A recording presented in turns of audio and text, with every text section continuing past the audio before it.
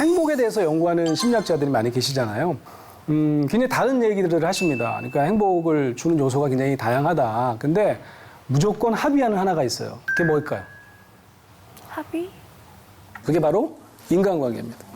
관계가 좋으면 다 행복하다고 그래요. 그래서 저는 좀 궁금해요. 우리가 인간관계를 뭐라고 생각하는지.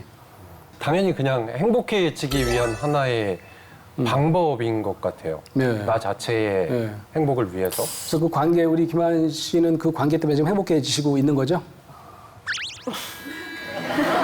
예, 그런 것 같습니다. 그런 것 같아요. 오, 예. 네, 저는 좀 그런 혹시 거. 이렇게, 나 이것 좀 불편해 이런 건 없으시고요? 제가 조금만 헌신한다면 네, 좋은 관계를 만들 수 있다라는 게 있다면 예. 네, 저는 그렇게까지는 생각해요. 근데 저는 사실 그렇게 많은 사람들하고 사실 이렇게 관계를 많이 갖진 않아서 근데 대부분 인사치레로든 뭐든 쉽게 하는 말이 있어요.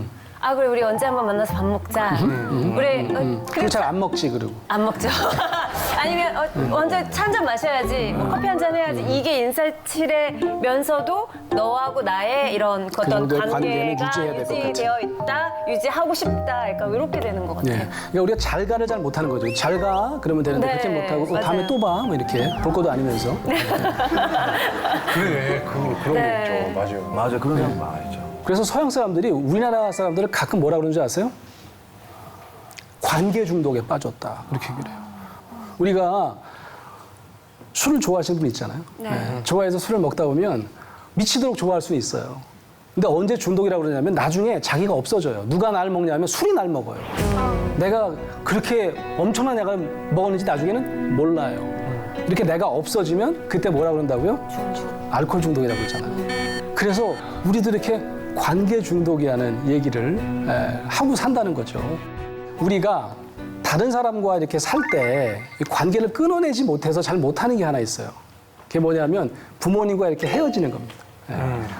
언제쯤 부모님과 이렇게 헤어져서 사시게 되셨어요? 저는 그 33? 33. 네. 33 때 이제 독립한 거죠. 예, 독립을 하게 됐습니다. 다른 분은요? 저는 아직도 함께 살고 있습니다. 네, 독립을 한 번도 해본 적이 없어요. 네. 네, 걱정이 없어요? 네. 이 중에선 그럼 제가 빠르지 않을까 싶은데 25살에 25살. 아나운서 입사하면서 멀어서 그러니까 우리 25살도 되게 빠르다고 막 이렇게 자랑하는 지금 중이잖아요. 네. 25 받고 20살 가겠습니다. 오 빠르시다. 20살? 예. 실제로?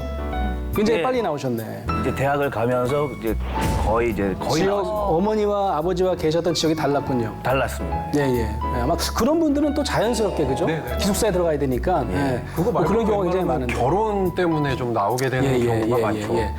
저는 26살 때 제가 이제 유학을 나게 되면서 그때 처음으로 이제 부모님을 떠난 거예요. 그래서 제가 이제 상담센터에서 이제 미국 친구들이랑 얘기를 하는데 나는 26살 때까지 어머니 아버지랑 살았다. 그랬더니 와 대박.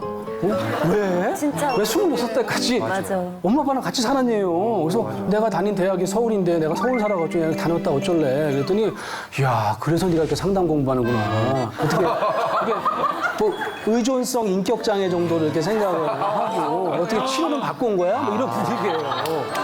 그 너무 좀 야 이게 우리가 되게 이상한 거구나 이런 생각을 우리가 이제 하게 된 거죠. 그래서 제가 처음으로 얘네들이 왜 우리를 이렇게 관계를 잘 끊어내지 못하고 관계 중독이라고 하는지를 알게 된 거예요. 근데 시집장가 가기 전까지 같이 사는 게 너무 당연한 우리 문화에서는. 예, 심지어는 그 40인데 같이 살잖아요. 우리 밥 잘 사주는 예쁜 누나는. 여기 있잖아요. 그리고 막 쫓겨나가고 그걸 막 슬퍼하고 막 그러잖아요. 그러니까 외국 사람들이 그 누나를 보면 뭐라 그럴까요? 저기는 거의 치료받아야 될 수준이야. 저희 집에 처음에는 4식구가 살았어요. 엄마, 아버지랑 여동생이랑 저랑. 근데 초등학교 5학년 때 할머니, 할아버지가 같이 살게 되셨어요. 할머니, 할아버지가 같이 살게 되면서 방이 저희가 3개밖에 없는 거예요, 지금. 그러니까 누군가가 나눠 써야 되는 거죠. 할머니, 할아버지랑. 누가 나눠 써야 될까요? 막내가. 막내면 여동생인데 제가 장남이고. 아, 그러면 남자. 제가 나눠 써야 되는 거예요. 그래서 제가 초등학교 5학년 때부터 자그마치 대학교 3학년 때까지 할머니, 할아버지랑 한 방을 썼어요. 그래서 다들 와 너무 착하다 이렇게 얘기를 하더라고요. 내가 착한지는 잘 모르겠어요. 예. 근데 저는 그때 그런 생각을 했던 것 같아요. 와, 내 방이 제일 넓어. 그 생각을 했던 것 같아요. 그래서 저는 그냥 그걸 제 방이라고 생각하고 막 꾸미고 살았어요. 예. 소피마로서 브룩실즈 사진을 막 방에다 이렇게 붙여놓고 예. 저희 할머니는 할머니들은 또 사셨던 것 같아요. 예. 매주를 항상 띄우시더라고요. 매주를 띄우시고 그 쌀티박을 튀어가지고 옛날에 그 와이셔츠 박스에다가 이렇게 조총이랑 해가지고 이렇게 넣어가지고 예, 말리면 이렇게 자르면 그게 강정이 되잖아요. 그래서 다 옛날에 만들어 먹었어요. 예. 그리고 이제 저희 할아버지는 목사님이셨는데 구석에서 그냥 조용히 성경 보시고 뭐 이런 분위기였어요. 예. 그래서 그때만 하더라도 분명히 불편한 게 있었던 것 같아요. 예? 아니 어떻게 옷을 갈아입었지? 지금 생각해보니까 옷을 어떻게 갈아입었지? 그냥 갈아입은 것 같아요. 그냥 뒤돌아서서 갈아입은 것 같아요. 할머니, 할아버지도 그냥 각자 갈아입었던 것 같아요. 화장실은 몇 개였을까요? 하나. 한 개였습니다. 화장실 한 개인데 저희 할아버지는 문을 안 잠그시더라고요. 문을 열어놔 일부러. 나 있다 이렇게 보여주려고. 안 잠그셔요. 그래갖고 이제 불이 꺼져 있는데 계실 때는 모르고 들어가면 그래요. 그때 알고 나오고. 그래서 이런 얘기까지 하면 제 미국인 친구가 뭐라고 했을까요? 아, 이게 너만 그런 게 아니었구나. 그냥 가족 전체가 문제가 심각했구나. 아주 그냥 병리적인 가족이네. 우리 정신과 의사 선생님들이 진단을 할 때 보는 책이 있어요. 그 책을 보면 정신장애에 대한 통계와 진단 편람 이런 건데 그게 버전 5가 나왔거든요. 버전 4가 나왔을 때입니다. 1994년인데 그때 이제 전 세계 정신의학자들이 우리나라마다 좀 독특한 문화적인 정신장애가 있을 수 있지 않냐. 그거 한번 목록을 만들어 보자.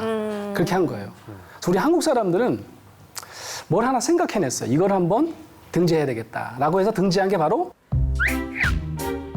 화병입니다. 근데 이 화병이라는 게 화가 뭐죠? 불화자인데 분노잖아요. 그죠? 분노병 이러면 되잖아요. 그러면 이제 영어로 그냥 앵거 디지즈 이렇게 하면 되잖아요. 아니면 앵거 뭐 신드롬 이러면 되잖아요. 근데 그렇게 안 합니다. 그죠? 왜 그럴까요? 우리가 만약 분노병 이렇게 하면 아마 서양 사람들이 그럴 거예요. 우리가 분노를 굉장히 잘 내는 거라고 생각할 거예요. 분노 조절. 네, 분노를 막 내는 병인 줄 알 거예요. 근데 화병은요. 그런 게 아니에요. 반대예요. 분노를 못 내는 병이 맞아요. 삭히는 병이에요. 그래서 분노 감정이 우리가 갖고 있는 감정이 다가 아니에요. 아주 작은 일부예요. 어떤 거냐면 알려주는 감정입니다.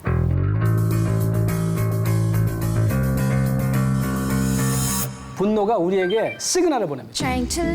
이 안에는 딴 감정이 또 있으니까 이걸 잘 다뤄달라고 시그널을 보내는 중이에요. 자, 화병 중에 생각나는 관계가 어떤 관계가 있어요? 고부. 아유, 어떻게 그렇게 잘 알아? 바로 나왔어. 우리 어머님이 늘 말로는 내가 딸이래. 맨날 딸이래요. 네. 근데 진짜 딸은 옆에 두고 나한테는 걸레를 던져요. 빨리 걸레질하라고. 신우이가 그걸 보면서 웃고 있어요. 이때 화가 나죠. 그러면 화가 나는데 낼 수 있어 없어요? 없죠. 뭐 때문에 못 내는 겁니까 지금? 관계. 관계 때문에 못 내는 거예요. 내가 어떻게 우리 어머니한테 화를 내. 그러니까 내가 참는 거죠. 근데 아까 얘기했죠. 이 분노가 시그널을 보내고 있다고. 무슨 시그널일까요? 내 안에 정말 딸이 되고 싶은 욕구가 있어요. 나 정말 딸이고 싶어요, 엄마. 시어머니한테, 그죠? 근데 그 욕구가 어떻게 됐어요?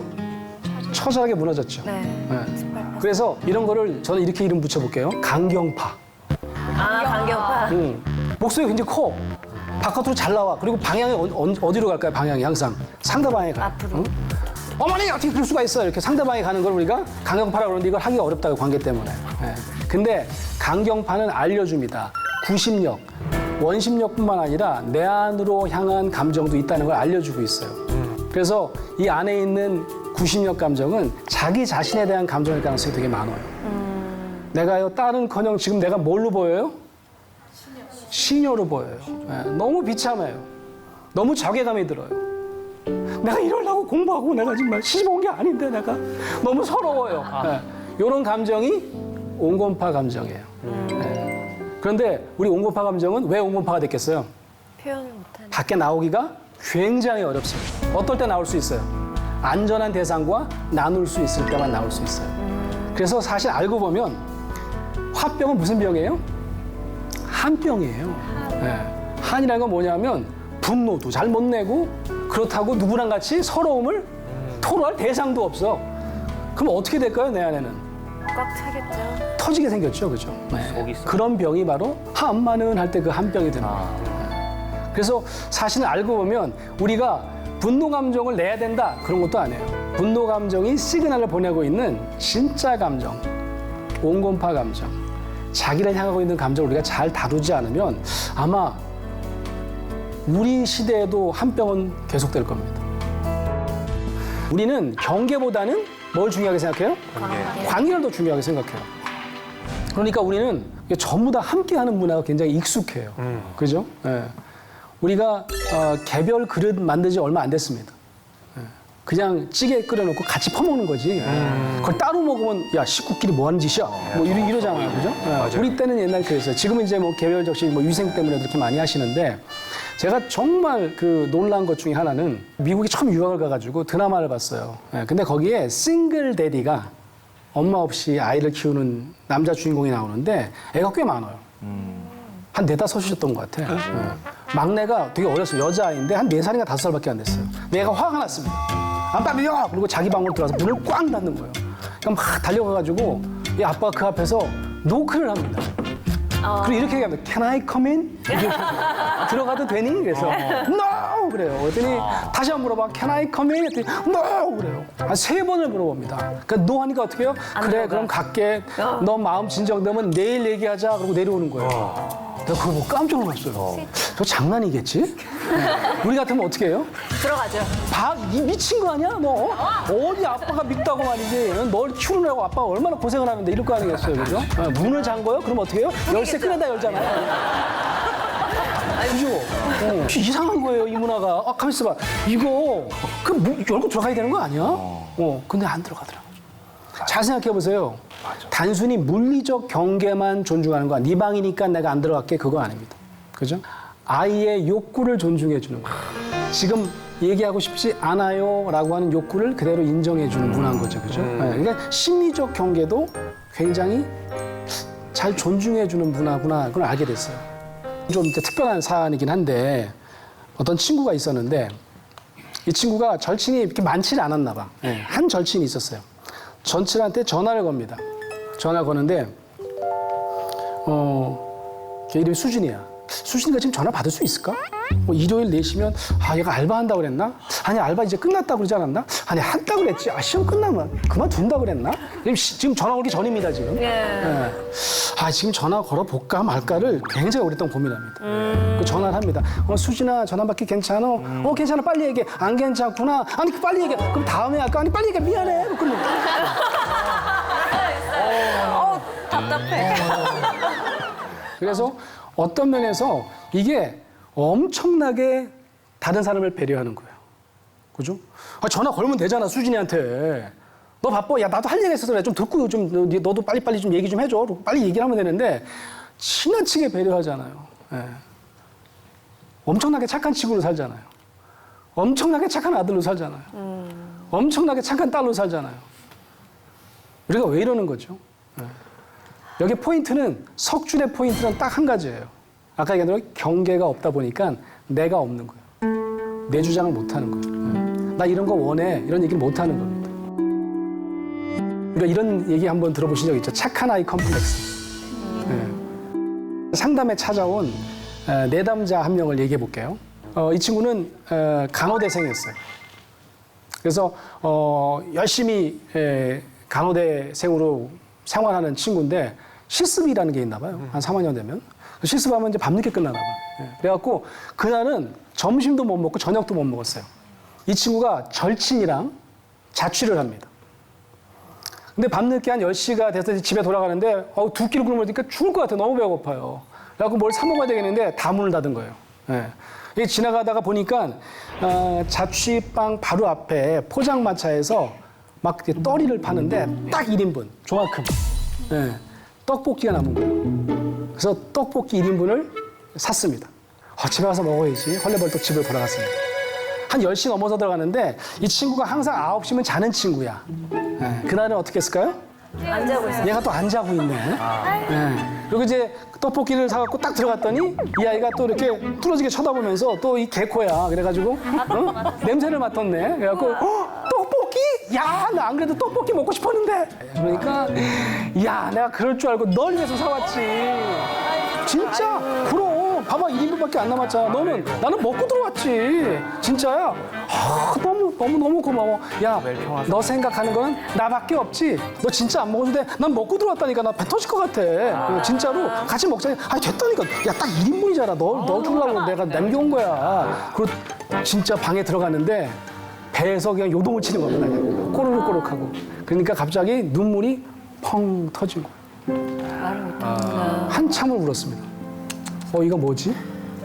그래서 이 친구가 상담에 찾아온 거예요. 아, 내가 관계 안에 내 자리가 없구나. 경계가 없구나. 걸 이 친구는 알아차린 거죠. 대단한 친구. 이 친구가 어떤 친구인지 그래서 상담을 해보니까 막내로 자랐어. 막내야. 엄마 아버지가 굉장히 나이가 좀 있으셔가지고 신경을 잘 못 써주시는 거죠. 그래서 이 친구 어떻게 할까요? 내가 다 살게요. 걱정하지 마세요. 라고 해서 공부도 열심히 하고요. 언니, 오빠들은 다 장성했는데 나 때문에 또 대학 학비도 걱정하실까봐 이 친구가 의과 대학을 갈 수 있는 성적이 나왔는데도 저 간호대 갈게요. 간호대가 내 적성에 맞아요. 라고 해서 전액 장학금을 받고 간호대에 간 친구예요. 이해되시죠? 그래서 이 친구가 그렇게 나를 주장하지 못하는 데는 이유가 있는 거죠. 그죠? 착한 아이 컴플렉스 아니면 착한 친구 컴플렉스에 왜 컴플렉스가 많이 붙었을까요? 내가 그렇게 안 하면 내가 버림받을 것 같아요. 그렇게 안 하면 내가 사랑 못 받을 것 같아요. 그런 불안이 크면 클수록 나는 내가 다 해야 되는 겁니다. 혹시 아세요? 캔디라고? 외로워도 슬퍼도 나는 아니로 아시죠? 미친 거죠 완전히? 외로워도 슬픈데 왜 안 운 게 아니죠. 못 운 거죠. 울 대상을 못 만난 거죠. 테리우스가 잘 해줬나 모르겠어 나중에. 그래서 뭐 캔디가 나중에 중년에 상담 많이 받았다는 얘기가 있어요. 그냥 우울증에 와가지고. 여러분 혹시 그런 경우는 없으세요? 내가 착한 아이로 사는 것 같다. 착한 친구로 사는 것 같다. 제가 좀 예능을 하면서 밝은 이미지로 이렇게 있다 보니까 제 감정을 이렇게 온전히 표현할 수가 없는 거예요. 그래서 이제 뭐 스태프분들도 그렇고 이렇게 만나는 사람마다 저 성격이 좋은 것 같아. 이 말을 처음에는 그냥 무심코 들었는데 자꾸 듣다 보니까 나는 성격이 좋은 사람이 되어야 되는구나. 그걸 잃고 싶지 않은 거죠. 또 그런 칭찬을. 네, 그러니까 다른 사람한테 쟤 성격 이상하대라는 말을 듣고 싶지가 않은 거예요. 그래서 사람이 있는 데서는 가능한 뭐 내 느낌이 어떻던 감정이 어떻던 좀 더 많이 웃으려고 했던 것 같고 거절을 잘 못하고. 저는 대학 다닐 때 수업 시간에 늘 잠만 자는 친구가 있었거든요. 근데 시험 기간만 되면 별로 친하지도 않는데 친한 척 다가와서 필기 노트랑 과제를 빌려달라고 하는 거예요. 근데 머리로는 빌려주지 말아야겠다고 생각을 하면서도 모모님이 이렇게 주고 있더라고요. 왜 주는 걸까요? 그러니까 이 못된 거 사. 너는 네가 안 하고 왜 나한테 달라고 그러는 거야? 이걸 좀 본 거 아니야? 받았으면 억울하지도 않는데 그냥 뭔가 관계 속에서 싫은 모습을 보여주고 싶지 않다 이런 생각이 들어요. 다른 친구에게 좋은 친구로 내가 기억됐으면 좋겠다라고 하는 바람이 있는 거죠. 네. 그러니까 우리가 가끔 부모님부터 우리가 시작이 되는 것 같아요. 공부를 잘하면 참 좋은데 우리가 공부를 잘 못하면 우리가 뭐든지 하여튼 엄마 아빠의 인정을 받고자 하는 뭔가를 찾아내야 되는데 가장 쉬운 게 하나 있어요. 그게 뭐냐면 착하면 돼. 근데 대한민국 모든 딸이 다 착한가요? 아니죠. 다 그런 건 아니에요, 그죠? 뭐 가정마다 좀 차이가 있긴 하지만 요 집안을 한번 살펴보자고요. 큰 딸을 먼저 볼까요? 이름은 성보라예요. 이 친구의 특징이 하나 있습니다. 이 골목 최강 미친년이라고 돼 있네. 굉장히 성격이 와일드한데 아무도 뭐라고 안 그래요. 서울대니. 왜 그럴까요? 공부를 잘해서 서울대에서. 공부를 잘해. S대를 다녀요. 모든 게 용서가 됩니다. 자, 둘째 딸은 어떨까요? 성덕선입니다. 사실 이보다 훨씬 이쁜데, 그죠? 특공대, 특별히 공부 못하는 대가리. 언니는 공부를 굉장히 잘해. 내가 더 이쁜 것 같긴 한데 난 공부를 못해. 거의 바닥이에요. 막내를 보니까 막내도 상태가 그렇게 썩 좋은 것 같진 않아요. 근데 얘는 아들이야. 그래서 얘는 거저먹어. 그럼 난 어떻게 해야 될까요? 난 착해야 됩니다. 난 양보해야 됩니다. 배려해야 됩니다. 안 그러면 엄마 아빠의 사랑을 잃을지도 몰라요. 착한 친구 컴플렉스 혹은 착한 아이 컴플렉스를 우리가 갖고 있는지 한번 여기 계신 분들 다 한번 체크를 한번 해볼까요, 우리? 제가 하나씩 여쭤볼게요. 이 괄호에다 자기 이름을 한번 넣어보세요. 권수영은 참 착해요. 권수영은 잘 못 참는 성격이지요. 뭐가 더 어울리는지 한번 자기 이름을 넣어보라 그런 얘기죠.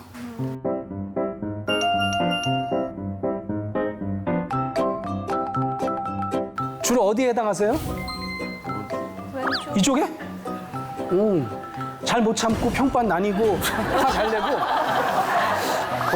대단한 분들만 오셨네요. 뭐가 착한 아이 컴플렉스에 가까울 것 같아요? 아, 다 왼쪽이죠. 덕선이 한번 살펴볼까요, 덕선이? 덕선이 어떤지? 착해요, 안 착해요? 착해요. 엄청 착하죠. 네. 아까 그랬잖아요. 착함을 승부한다고. 친구들이 좋아해요, 안 좋아해요? 좋아요. 친구만 좋아하는 게 아니야. 어른들도 다 좋아해요. 저도 좋아하고. 덕선이는 화를 한 번도 안 내요. 가끔 화를 내요. 가끔은 네. 드라마를 혹시 보신 분들은 덕선이 화내는 장면을 가끔 보셨어요, 안 보셨어요? 있었어요. 보셨죠? 네. 덕선이는 무조건 화를 참아내는 성격은 아니었다라는 걸 알 수 있어요. 네. 잘 먹겠습니다. 아니 멀었어. 잠깐만 기다려. 자, 이렇게 3개 뽑고 잠깐만 기다려. 자, 이번에 우리 둘째 딸 생일 파티. 자, 하나, 둘, 셋. 하지마 진짜! 내가 얘기했잖아! 언니랑 같이 안 한다고 내가 얘기했잖아! 왜 맨날 내 말을 안 듣는데? 내가 언니랑 생일하기 싫다고 엄마랑 아빠한테 얘기했잖아! 원래만 같이 하고 내년부터 따로 해줄게. 작년에도 그랬잖아, 재작년에도! 왜 맨날 나한테만 그래? 내가 만만해? 난 뭐 아무렇게나 해도 되는 사람이야? 왜 나만 계란 후라이 안 해줘? 내가 계란 후라이 얼마나 좋아하는데 맨날 나만 콩자반 주고 나도 콩자반 싫어하거든? 자, 이 장면을 잘 보셔야 돼요. 아무도 그 분노에 반응하지 않습니다. 얼음땡이 돼요. 여기서 만약 아빠가 이야 너 이렇게 키워놨더니 이제 와서 뭐 네가 공부를 잘해 뭘 잘해 말이지. 에? 소리를 질렀다면 이 아이는 절대로 그 다음부터 자기 주장을 하지 않았을 거예요. 지금 덕선이가 땡깡 부리는 게 아닙니다. 화만 내는 게 아니에요. 얘가 처음으로 자기 주장을 합니다. 나도 계란 후라이 좋아하거든. 그 얘기를 하고 있어요. 사랑받는 딸이고 싶은데 아닌 것 같아요. 그럼 내가 되게 비참하겠죠. 되게 부족하게 느끼겠죠. 근데 이 감정을 드러낼 수도 없어요. 드러내면 어떨 것 같으냐면 거부될 것 같아요. 너 공부도 못하는 게 수용되지 않을 것 같아요. 그럼 못 드러내는 겁니다. 덕선이가 아주 제대로 마음먹고 드러낸 거예요. 그래서 아주 안전하게 드러내는 그런 환경이 아니면 못 드러내는 게 온고파 감정이에요. 자, 어떻게 이 온고파 감정을 자유스럽게 이제는 꺼내놓을 수 있게 되었을까, 덕선이는. 이 장면을 한번 보시죠.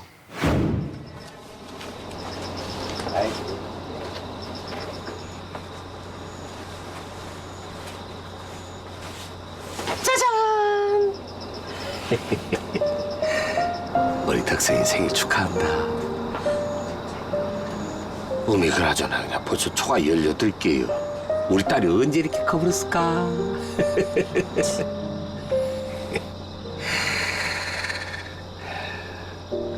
아빠 엄마가 미안하다. 잘 몰라서 그래.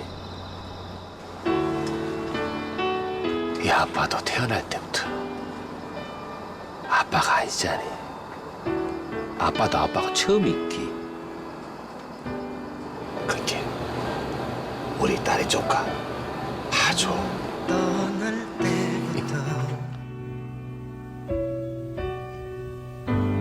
다시 돌아올 걸 알았지. 눈물 날라고 그러네요. 네. 이 성동일 아버지 정말 대단하죠. 네. 이 장면을 잘 보시면 무조건적으로 아이의 욕구와 이 서러운 감정을 받아주는 첫 번째 장면인 거죠. 아마 이때 이후로 덕선이는 달라졌을 거예요. 내가 내 주장을 해도 괜찮구나. 내가 다른 사람에게도 받아들여줄 수 있구나. 그래서 덕선이는 착하면서도 당당한 친구로 살 수 있게 된 거죠. 오늘 이 사례는 허락을 받고 왔어요. 그래서 이분이 상담을 실제로 받은 분인데요. 오늘 이 사례는 허락을 받고 왔어요. 그래서 이분이 상담을 실제로 받은 분인데요. 이분이 뭐 경제적으로도 유복하고 자녀도 둘이 있는데 잘 키우셨어요. 근데 이분에게는 뭐가 있냐면 분노 조절 장애가 있어요. 요즘 흔히 얘기하는. 그래서 이 보복 운전에 아주 대가십니다. 그래갖고 그렇게 직위가 높으신 분인데도 깜빡이 안 하고 누가 들어오면 끝까지 쫓아가가지고 뭐 끝까지 가서 이제 휴게소까지 쫓아가가지고 거기서 폭력을 행사해가지고 벌금도 물으시고 감옥도 한번 갔다 오신 적이 그런 겁니다. 가정생활은 어떠셨을까요? 가정생활은 이 자녀들에게 온갖 물질적 지원을 다 했습니다. 모든 지원을 다 했어요. 그 집에 들어가면 애들이 엄마랑 잘 얘기하다가 각자 방으로 들어가는 거예요. 그럼 화가 나시겠죠. 야, 아빠 무시하는 거야? 다 나와봐. 그런 다음에 특히 아들에게는 손찌검을 하셨어요. 그러니까 본인의 분노를 어떻게 감당을 못 하셨던 그런 분이었던 것 같아요. 아내분이 살다가 나 도저히 당신이랑 못 살겠다. 그래서 아내가 우리 이혼하자. 그게 당신도 좋을 것 같고 우리 아이들도 좋을 것 같아. 그 대신 이혼하기 전에 우리 상담 한 번만 받아볼까? 상담을 받으러 오신 거죠. 상담을 받는데 아주 어린 시절 기억을 몇 개 생각해내요. 그 중에 하나가 어머니가 바깥에 이렇게 다니실 때 이 큰아들을 묶어놓고 다니시고 물에다 묶어놓고 그런 기억을 떠올려요. 그때 얼마나 엄청난 공포를 경험했을까요? 얼마나 버려짐의 느낌을 강하게 가졌을까요? 그리고 외삼촌이 있는데 아마 어머니가 얘기를 했나 봐요. 야, 너 좀 혼 좀 내줘라. 얘 말 안 들으니까. 그래갖고 외삼촌이 어린 시절에 한 뭐 7살 정도 됐나요? 이 아이를 흙탕물에다 집어넣습니다. 숨이 멎어서 거의 죽을 것 같은 순간까지 갔었다. 근데 그 기억을 지금 4, 50년 만에 떠올리는 겁니다. 그래서 내가 왜 분노를 이렇게 일으키는지 이제 알았어요. 내가 깜빡이 안 켜고 들어오는 사람을 보면 저게 날 무시하는 거야? 라고 해서 옛날 그 감정이 막 드러납니다. 내가 봐도 내가 참 한심하고 내가 비참하고 내가 너무 사랑받지 못하는 존재인데 저 친구가 날 무시하는 것 같아가지고 그 느낌을 느끼는 것보다는 내가 아주 폭발적인 분노를 느끼는 게 훨씬 더 안전한 방법이었을지도 몰라요. 그래서 그냥 원심력 감정만 느끼고 산 거죠. 자녀들이 인사 안 하고 쑥 들어가면 또 이것들이 날 무시해? 라고 해서 또 매질을 했던 겁니다. 상담사 선생님이 이렇게 얘기합니다. 자녀한테 사과하시라고. 사과할 수 있겠냐고. 내가 사과하겠습니다. 상담 받고 가갖고 사과를 합니다. 아들 불러다가 딸 불러다가 야 미안하다. 내가 널 좀 때렸지? 많이 때렸던 것 같아. 좀 미안하게 됐다. 근데 우리 때는 다 맞고 자랐어. 야, 그리고 솔직히 말해서 내가 얼마나 과외 많이 시켜줬냐? 너 좋은 데 갖고도 다 나 때문에 그렇게 된 거 아니야? 자기 사과를 하시는데 아들이 뭐지 이거? 알겠습니다. 하고 들어간 거죠. 알겠어요. 상담사한테 가서 아니 사과했습니다. 어땠습니까? 뭐 잘 모르겠습니다. 애들이 별로 안 좋아하는 것 같습니다. 자기 얘기를 하셔야죠. 내 안에 있는 온건파 감정 얘기를 하셔야죠. 어린 시절 얘기를 아이들한테 하라고요? 못할 것 같은데요. 2번, 3번을 시도합니다. 한 4, 5번째 됐을 때 자녀한테 털어놓기 시작합니다. 아빠가 어렸을 때 참 무서웠어. 정말 사랑받고 싶었는데 제대로 된 사랑을 못 받았던 것 같아. 나 정말 외로웠었어. 라고 얘기하면서 눈물을 흘리기 시작하겠죠. 아들이 그 장면을 보고 눈물을 흘리고 더 크게 울기 시작합니다. 그 사람이 한참을 붙들고 울었어요. 군대 가기 전에 아들이랑 여행을 가기로 했습니다. 여행을 갔습니다. 처음 가는 여행이었어요. 그 아들이 아빠한테 이런 얘기를 합니다. 이거 한 번도 못한 얘기인데 사실 나 아빠 중학교 때 자살하려고 했어. 아빠 때문에. 근데 엄마 때문에 못했어. 엄마가 불쌍해서. 그 얘기를 하는 거죠. 아버지 또다시 폭풍 같은 눈물을 흘렸습니다. 들었으면 한참을 붙들고 울었던 거죠. 여러분, 우리 주위에 꼭 가족이 아니어도 괜찮습니다. 우리가 정말 아무한테나 나눌 수 없는 우리의 관계 욕구가 무너져 생기는 온건파 감정을 잘 나누면서 살 수만 있다면 어쩌면 우리는 정말 친밀한 관계를 유지하고 행복한 삶을 살 수 있을 것 같습니다.